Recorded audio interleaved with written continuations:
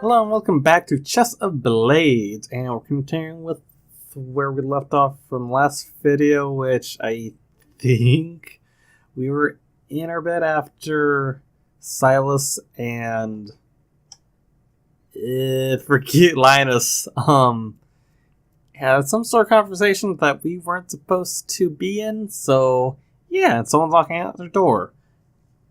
Probably Linus. We'll find out. So the sound of loud, impatient knocking roused from my sleep. Go away. Riv, are you in there? I have to speak to you. Wait a second, isn't that our good old friend? Unexpected voice urgently calls to me. I bolt upright in surprise. Why is Arden of all people knocking on my door? Yeah, 'cause I'd imagined we'd never see him. Except maybe for the party, but I don't know. Story's been different compared to Franz, so... Jumping out of bed, I pull on my clothes as fast as I can before hurrying over to the exit. When I fling open the door, I'm greeted by Arden's worried face, and a sense of apprehension washes over me. Arden, what is it? What's the matter? It's the Inquisitor. He's been detained on suspicion of the Duchess's murder. The hell? Impossible. There's no way. How could the king possibly suspect his own Inquisitor? He's in the cells beneath the castle right now, waiting to be brought before the Lord Chamberlain. I noticed the two of you earlier, so I thought you'd want to know. God, I feel so bad for Arden. I feel so I'm sure bad he's for you. innocent. There's no way the Inquisitor would do something like that. He may be cold and cruel, but he's no murderer. I know that, Arden, but why do they suspect him? They can't just make a baseless accusation against someone with a high rank like Linnaeus. I wonder if it might have to involve Silas in some way. The Arden pauses, swallowing, and furrows his brow in frustration. I hear they're going off testimony. One of the guests saw him rushing through the halls around the time the Duchess was killed. And beyond that, the fact that he was the one who supposedly discovered her jewels. What? But we gave him the There's jewels. a few What the other heck? small things, none of which would really prove his guilt. But the king's advisors are desperate to have a culprit named and punished so they can repair relations with the Caterian Empire. This reeks of a setup. As much as I don't want to think about it, dark cloud of suspicion starts to form in the corner of my mind. The one who detained him. It was the Justiciar, wasn't it? How did you know? Oh, that bastard. If it is him. Oh, shit, as I thought. Raphael either genuinely suspects Linnaeus of murdering the Duchess, or he's framing him. Or maybe both. Linnaeus was right all along. There's something foul at work here. Arden, I need to see Linnaeus. Take me to the cells. Also, I'm not sure if you might be hearing some noise in the background if my brother's watching horror movies. I'm not sure if he has the TV loud enough to break through the sound reduction sort of noise. That is my door. Again, I know I say this a couple times, but my cat does quite a lot of noise, surprisingly. I can't seem to nullify really without making my voice sound too quiet. So, just an FYI, I'm just saying. So I rushed back into my room for a moment to grab the things I found yesterday, shoving them into my pockets. Which, thank God we didn't show Linnaeus that, or else it'd just be more evidence lost. So with luck, Linnaeus will listen to me, or at least let me show him the scant clues I have. Although foreboding feeling tells me he'll be in a bad state. Trying to keep my breathing calm, I follow Arden downstairs through the dark corridors I explored before. We exchange no words as we walk. I grimly brood in my own thoughts as the sound of our footsteps echoes off the walls. Linnaeus. Want to help him. Even if I didn't feel anything for him, I'd still believe that he's honest and innocent. I won't stand by and watch him take the fall for something he didn't do, because clearly he's the romance option that I doubt we'd get in trouble for banging, I guess. I don't know. That'd be weird. Turn of events. Just be like, hey, we love each other, but we're in jail. Fuck it, whatever. But we're together. I don't know. I'm weird. He covered for me the other night, and I'll be damned if I won't repay the favor. Finally, we emerge in a dark, grim room, and I can barely make out the shape of the iron bars in the distance. I'll let you talk. If you need anything, I'll be outside.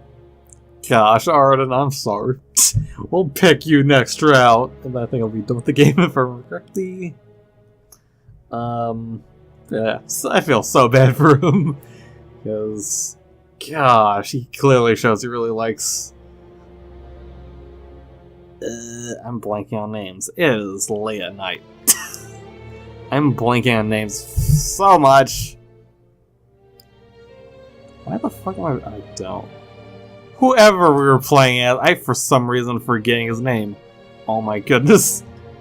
I'm terrible. So I nod my thanks to Arden. Gives me a lingering, hesitant look before stepping back into the hall, closing the door behind him. Growling tense, approach the prison cell with determined steps, stopping only when the bars keep me from continuing any Linnaeus, are you further. alright? Goddamn. All the names. It was there at the tip of my tongue and I just couldn't remember. So yeah, I feel bad for Aaron because he clearly shows, just with the way he acts, he clearly loves Rivian. And all the other characters we just go after. Anyways. Well, to have my thought fully finished there, so yeah, let's do. Shadowy figure slumped against the wall suddenly turns his head towards me. Rivian. His voice resonates with disbelief and he stares at me a moment, before finally averting his gaze one side. A little ironic, isn't it? The Inquisitor locked up in a jail cell. It certainly gives me empathy for convicts, that's for certain. Linnaeus, this is serious. We have to get your name cleared as soon as possible. Let's out a hollow laugh, corners of his mouth not so much as turning upwards. I deserve it, really. I let myself fall into that man's well-placed trap. I suppose that means I'm not so fit to serve as Inquisitor after all. The colorless sound of his voice makes anger well up inside me. Anger I don't know I feel on another person's behalf. What kind of things are you saying? You were framed. There's no way it could possibly be your fault. I know you're innocent, Linnaeus, and Raphael is trying to bring you down. Ah, you figured it out, have you? It seems I underestimated your powers of observation. Yes, he's been plotting against me from the beginning. So Raphael's the bad guy, I guess, this whole time? So exhaling a quiet breath, Linnaeus pushes off the wall he's leaning against, getting several steps closer to where I stand on the other side of the bars. The haggard look on his features makes my chest feel heavy, and I tightly curl my fingers around the iron separating us. Ugh. The reason why I didn't believe it at first was... well... I doubted that he hated me enough to conspire with his worst enemies just so he could make his plan work. I was incorrect. So, sorry for that weird audio. I don't know what the fuck happened. Anything break? No. Fuck. Okay, weird. His worst enemies? You don't mean he's working with the disciples? Oh, right. Forgot they were mentioning the story still. Okay. Well then. How's this all gonna play out in the end? Linnaeus grimly nods, pressing his lips together tightly. It's a sense from him that he feels betrayed as much as anything, even if he and Raphael didn't get along before. Something tells me Raphael's been maybe a part of the Disciples for a while, because if I remember correctly, because Disciples kind of like the Illuminati of sorts. From my discussion with the butler last night, I gleaned that the guard is an agent of the cult. He's been blackmailing Silas into doing his bidding, but when the butler tried to refuse, the agent decided to eliminate him. That would explain his weird, suspicious attitude or act. Words. It's late at night. Again. Whatevs. So Silas is being blackmailed. Oh yeah, and then what were you ever trying to figure out where the kid was? I just remember that, because we were looking for Silas and Hazel. We never found Hazel. So that explains how strange he's been acting. Wonder what they're blackmailing him with. Maybe yes. Because again, might have to do something with Hazel? Just maybe? My best assumption is that Silas stole the jewels and the agent poisoned the Duchess. Raphael is the orchestrator and he was attempting to frame me for one of the crimes. Or both. Okay. And then and then we never gave him the key to tell him, hey, for some reason there's 2 keys, and my dog going away. Okay. However, my investigation yesterday was all but fruitless. And so I'm left with nothing to defend myself with, save for my words against theirs. As much as the king trusts me, the situation is desperate, and a war could hang in the balance. I say his resigned expression, wondering how he could possibly give up so easily. Is it because he feels like both the king and his own cousin stabbed him in the back?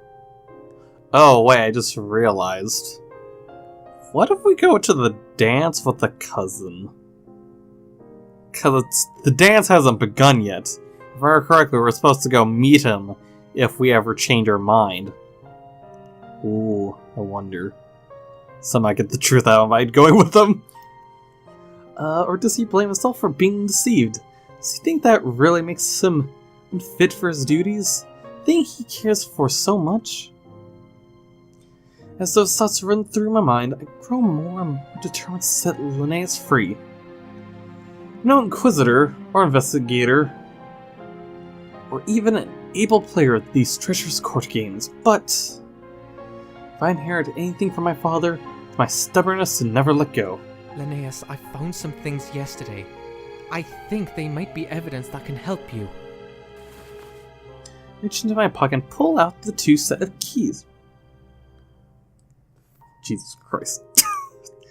Pure scared the shit out of me. Anyways, reach into my pocket and pull out the 2 set of keys, as well as the tiny bottle. Linnaeus inhales sharply, his eyes going wide. This bottle probably contained the poison that killed the Duchess. It was in the gardens, floating in one of the fountains. And these keys. There was an extra copy of both yours and mine lying on the floor in the servants' quarters. If I had to guess, I'd say they belonged to whoever put the necklace in my room. And maybe they were thinking about planting it in yours.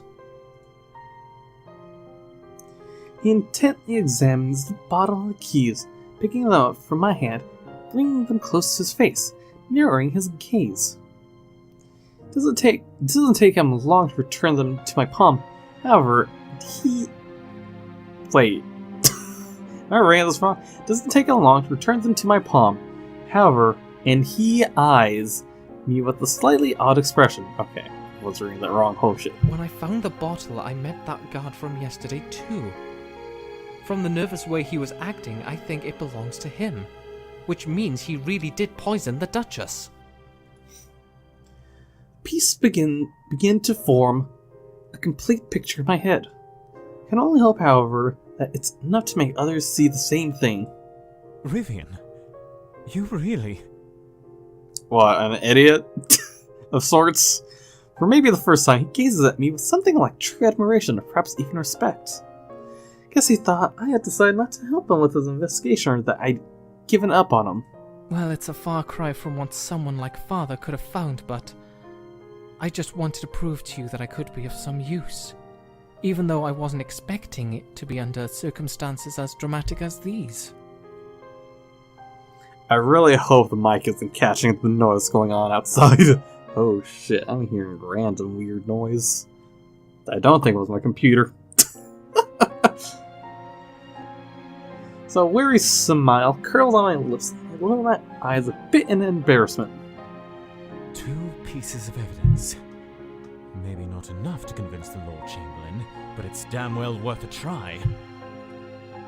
Suddenly straightens his posture, and the light slowly returns to his steely blue gaze. The light alone is enough to make a warm feeling of relief fill my heart. I think I owe you another apology. Don't get used to it, but... well, for mistreating you. I'm sorry. I mean, I think you've mistreated us, like... once? Or twice? I don't think there's a problem, dude. So his sudden guilty murmur catches me completely off guard. I was under the misguided impression that you were only interested in me due to my position. Or perhaps that you'd taken pity on me for being removed from my own investigation. That's why I thought I should focus on unraveling this affair, rather than letting myself grow attached to someone who likely had only a passing interest in me. And I didn't consider that you'd really take what I said seriously. It's just, well, you've done a lot of things, so... Hey, it might just not be your position, in one way or another, however you may want to take it. He claps his hand top of my own around the bars, banging his lower lip. Are they gonna kiss between the bars? The skin is surprisingly warm as he tightly squeezes my finger, gazing down at me with a small, self-deprecating smile. It probably seems like I'm opening up to you rather fast, just so that you'll help defend me against those accusations. Well, make no mistake, it's easy for a damsel in distress to fall in love with a knight in shining armor. We are hardly a knight in shining armor. Hardly. Whatevs. Sure, Linnaeus. We'll be the one protecting you this time. You've been worming your way into my heart ever since we first traded quips back in the main hall. I've been wondering how much Varison would hate me for spiriting away his son, but if I get out of here, I think I'm willing to face those consequences. Well then. Damn it. Why does such a confession make me so painfully happy? I don't know how much I wanted to hear it until just now. How can mere words have such an impact on me? Cause we're in love. I suppose the both of us need to work on our courtship skills, Well, after you're freed, I'd like to stay by your side even when the celebration's over, if we can keep tolerating each other. Well, I mean, we start off on the wrong foot, but I mean, hey, everything's gotten better. I mean, after you may or may not got in this position. So I lean in, staying on my toes to try and close the distance between our faces. Oh, are they actually gonna kiss between the bars? Oh shit. This is for in response, angling his head, and a teasing spark gently crosses his features. Indeed. I think I could learn to tolerate you, as long as you promise not to run away. Oh, I promise. You won't be able to get rid of me, in fact. Like some kind of disease, are you? Well, I think I'll be perfectly fine without a cure. Oh shit, they are kissing! Oh yes! Our lips warmly crushed together. Heat of skin more than compensates for the frigid touch of the iron bar. Also, I thought by chance somehow the bars may have been closer together, but I guess not. At least it's wide enough so they can do this. So he kisses me far more feverishly than last night, immediately pulling me back every time, trying to catch a breath. Seeing such passion from him is somehow invigorating. The excitement of getting another glimpse of the real warmth behind his cool exterior is enough to make my heart race. Every passing moment causes my chest to ache more and more. I only want to embrace him, to get him out of this damn cell and into my arms. Probably into other things. if we get to that point, that you'll never see. At least on here on my channel. His tongue slips into my mouth, pressing forward impatiently, and let it tingle with my own.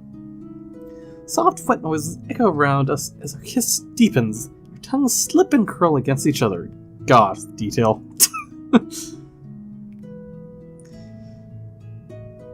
Like, how far is this gonna go? Even though my eyes are closed, I hear a faint rattle as Linnaeus fingers tightly clenched the iron bars. Frustration, I sense that he wants to hold me as much as I want to hold him. He traces my lips with his tongue, exploring the corners of my mouth almost worshipfully. Shiver drives its way down my spine. I take my nails, it's the cold iron to try and keep my grounding. It's so strange how things like this happen. Someone who thinks they're forever separated from other people, when able to connect with any of them, can find a similar soul in such a chance meeting. I read a few romance novels in my time, but never did I wish for those events to happen to me. They were always too dramatic, too painful. Even if there was a happy ending, I knew that would inevitably be cut short one day. Well, let's see if we ended short by fucking up somewhere. Getting the bad ending again. But here I am, completely infatuated with someone else. Before my mind even had a chance to ask my heart what the hell I was doing. What foolishness. There's no going back, though. Even if there was, I've already set this course for myself. I'm determined to see it through to the end. Even if I have to get the bad ending, make sure I save before we fuck up. We'll see the endings, probably. When our lips finally part, chest heaves as I take in deep breaths, even though I'd rather deprive my lungs for a little longer. I should go. Maybe there's something else I can find before you call before the Chamberlain. Although I'm thoroughly reluctant to leave Linnaeus, I have to focus on the long-term goal at hand. While I'm no expert in this romance business, I don't think Linnaeus is either. I think it's bad form to position kissing over the risk of permanent imprisonment or worse. You're right. See if you can find a way into the Duchess's room. Ask Arden for his help, even. There's a chance. A clue that Raphael hasn't noticed is still there.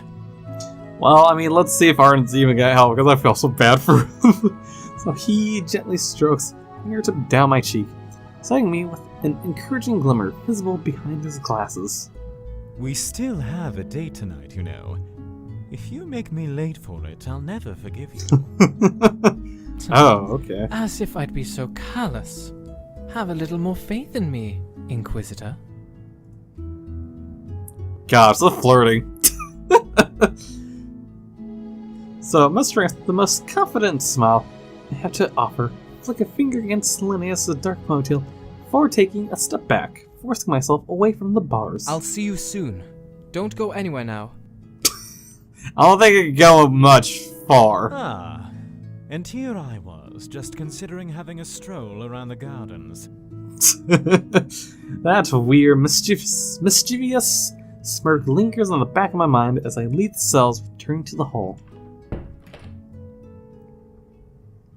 Arden, hopefully you'd not hear us smooching back there. Sure enough, Arden's still waiting outside. Explain to him the circumstances briefly, and he catches on quicker than I expected. I mean, is he going to be okay to help us? When I ask if there's any way for me to access the Duchess's room, he nods firmly and starts to lead me back upstairs. Good old Arden. I don't know if he's doing it for me or for Linnaeus. He comes through either way. He's doing it for us, man. Doing it for you, Rivian. I'll feel so bad for him. But he's your knight, and you're Linnaeus' knight. So, sad cycle, I think. After we reach the door of our destination, Arden has a few words with the guard outside, who he seems to know. And through what feels like a miracle, I finally have access to the scene of the murder. With Arden's help, I search every corner of the room, trying to find something, anything that could possibly help prove Linnaeus' innocence. So when nothing shows up, however, I let out a frustrated sigh and slump against the window, scowling out at the lovely vista below. Hmm? This room, it's right above the gardens. In fact, I could clearly see where I was staying last night, including the fountain that I found the bottle in. My hand drifts to my pocket. Is it possible that the bottle was thrown from this window? Oh yeah, because didn't we find it broken? Damn, it's a fucking good aim if you chucked it all the way into the fountain. So if it was, at least I think, I don't know. I'm imagining the fountain not being that big, so that's what's going on in my mind. Could be like a, a big regular type of fountain, I don't know. But if it was supposed to be destroyed, but by a strange twist of fate landed in the fountain. Seems like a bizarre circumstance, but considering how damn bizarre the whole celebration's gotten, I'm going to believe just about anything could happen. Riv! Ooh. The Iron's excited voice calls me back to the moment, and I turn from the window. Arden, what are you doing down there? Right by the side of Arden on his stomach, his head underneath the bed frame. There's something under here. It looks like parchment? It's probably just the Duchess's shopping list to give to her servants or something. Come on, you're going to get your knees all dirty. Arden crawls back, holding a piece of paper in his mouth, like some kind of pooch fetching a stick. He plucks it from his lips, quickly unfolded, scanning over its contents eagerly while on his knees. Watch him with my eyes narrowed skeptically, not wanting to get my hopes up for anything beyond a useless scrap of parchment. After you're done, meet me in my room. We must capture him before he sees through us. Huh. Orders from someone, maybe? As the words Arden reads register in my brain, I rush to his side, peering at the paper in his hands. Just as he said, it seems to be a torn off piece of instruction. Wait a second, didn't we get a piece of paper about something? Or the flubbery script looks incredibly familiar. Yeah! Isn't that similar to a certain paper we found? If I'm not mistaken, this might be the last piece of the puzzle I needed. Is it enough to help me free Linnaeus? Not necessarily, but it gives me a fighting chance. The rest is up to the gods and my own questionable skills of persuasion, which I have a feeling maybe we're going to end this with. Instead of, what was it, like somewhere in basement underground, like this castle, I don't know. Just do this kind of, fuck, I'm forgetting names. Phoenix Wright style! There we go. Took me a while. Arden, yeah, you're that might be how we ended. There'll be a raise coming your way soon, I'm sure. I ruffle his hair enthusiastically. He flicks his surprise, then flushes slightly, bringing an embarrassed chuckle. Gosh. Most you're getting up from us, Arden. I'm sorry. At least for now. Quite sure what you're planning, Riv, but it sounds like you're confident about it. He hands me the piece of paper and grimaces slightly. Confident is a strong word, but I'm going to give it everything I've got. We exchange glances and Arden gives me a soft nod that seems to imply his faith in me. Sir Arden, Sir Rivian, the Inquisitor's hearing is about to begin. Oh, we made it just in time, so a guard sticks his head into the Duchess's room to notify us. Arden and I hurry out into the hall, making haste towards the meeting chamber, ground floor. God, I'm tired. Outside the door, I pull aside one of the attendants, give him the various pieces of evidence collected, instructing him to bring them forward when I ask. I figure I'll make it seem more authentic or reliable than if I just pulled them conveniently out of my pocket. Fair enough. Alright, let's do this. I don't think I've ever felt this tense before, not even when I was almost forbidden from sweets or weak as a child.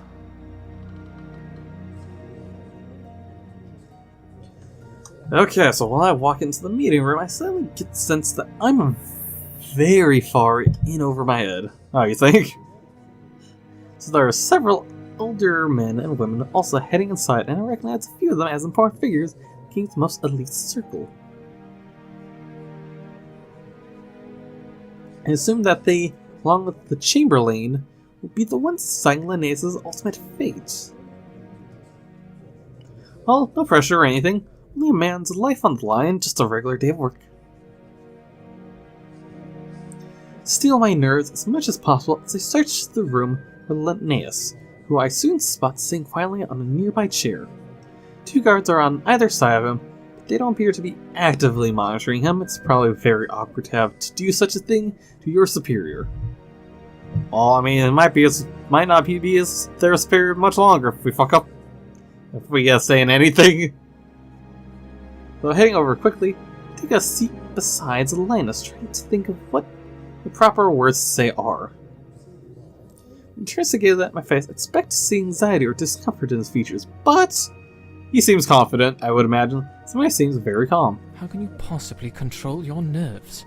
All these dusty old dotards glaring at you like you've just insulted their wigs. Linus lets out a quiet snort, pushing up his glasses with a finger, shaking his head slightly. Showing nervousness would be like admitting to my own guilt. They are piranhas, Rivian, and I don't care to feed them. Besides, with you here, what do I have to be nervous about? You're a practiced expert at this sort of thing, are you not?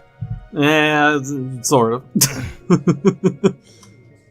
Even though I know he's teasing, his stomach is clenched into such a tight knot, I feel like I might be sick from anxiety. Filing silently to try and seem well composed, watch the rest of the small group fly into the room and seat themselves. The head of the table is the Grand Chamberlain, a middle-aged and very severe-looking man whose knife-like gaze rivals even Linnaeus' own. Are we gonna zoom up to him? Nope. I also spot Silas, sitting not far away, as well as that boy from the other day. Alistair, was it? Gosh. I'm really wondering if Alistair is somehow still gonna be part of the whole disciple group. I won't be surprised, but I mean, still. You know, the story is that it's all questioning why would he be down in the servant room area, if I remember correctly. Celeste. Well, Celeste. Gosh. I didn't realize Celeste is such a random character. She just comes and goes and kind of helps. Yeah, just realized that. I'm going to continue probably a bit further. I wonder what they're doing here. I have a feeling it won't be anything to help out our case, though. I mean, given Alistair, if he's still a bad guy, I mean, probably going to do the best to go against us. Finally, one chair remains empty. Door swings open for what's presumably the last guest. My eyes immediately flick up to see who it is. As a certain Justica. Yep! Raphael. Wearing his usual confident, smug expressions, Justicar tips his hat to the Chamberlain before straying up to his chair, settling down in it with a flutter of his cloak. I tell from the slight sneer-like curl of the Chamberlain's lip, he doesn't care much for Raphael. Of course, a few times he's glanced over in our direction, he had fairly similar expressions, so I don't think he particularly likes Linnaeus either. Why can't everyone just get along? If the advisors, the Justicia, and the Grand Inquisitor are ready, we will begin our expedited hearing for the purported crimes of Linnaeus Glaucia. And before we continue on, actually gonna have to end the video here, so, haha, cliffhanger. Love those, right? So before I bother continuing, yeah. If you enjoyed the video, maybe go with the like button if you enjoyed this video, I guess. I don't know. Maybe you don't. And if you got, I mix this all up. If you want to see anything I do, maybe notify the next part. Probably want to go hit the subscribe button so you get notified. Anything I do, really. And if you got anything to say, say what you want in the comments below. And yeah, so until then, I'll see you guys either next video or stream. Comrades,